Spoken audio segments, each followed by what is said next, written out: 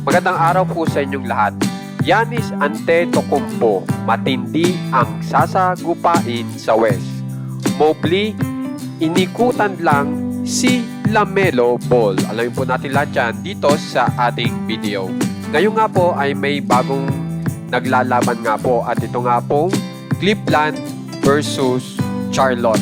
At ang maganda nga po dito ay itong si Evan Mobley ay nagpakita agad ng galing kung saan ay inikutan niya lang si LaMelo Ball sabay dunk. Panoorin po muna natin.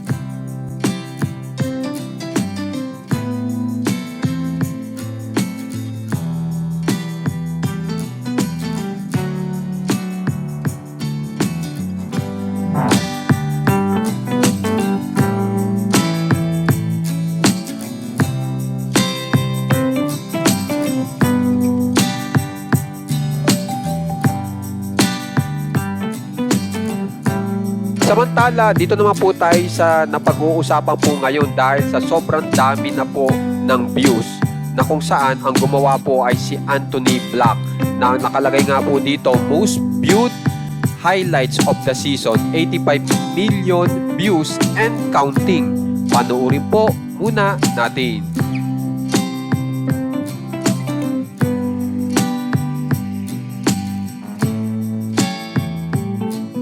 So kapansin-pansin po na 4 po ang dumipensa kay Anthony Black, pero si Anthony Black ay hindi nagpatinag kundi nag-showtime pa kung saan ay siya ay nag-dunk. So napakatindi po ng ginawa dito ni Anthony Black kaya talagang umabot sa 85 million views.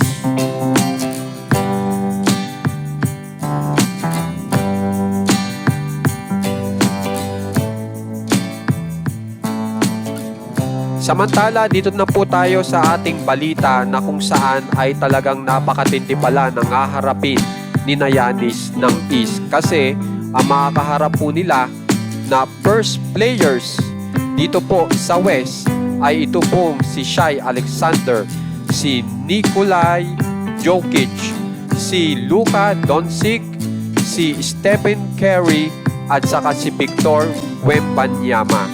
Kung mapapansin nyo, ang lalaki po ng makakaharap ni Giannis dito sa West. Kaya talagang maganda pong mapanood po ito pong NBA All-Star Game na gaganapin ngayong Pebrero. Kaya naman guys, kung gusto nyo pong ma-update sa mga famous NBA players at highlights, subscribe na po kayo sa ating channel na Macho Wayne Wayne. Maraming salamat po.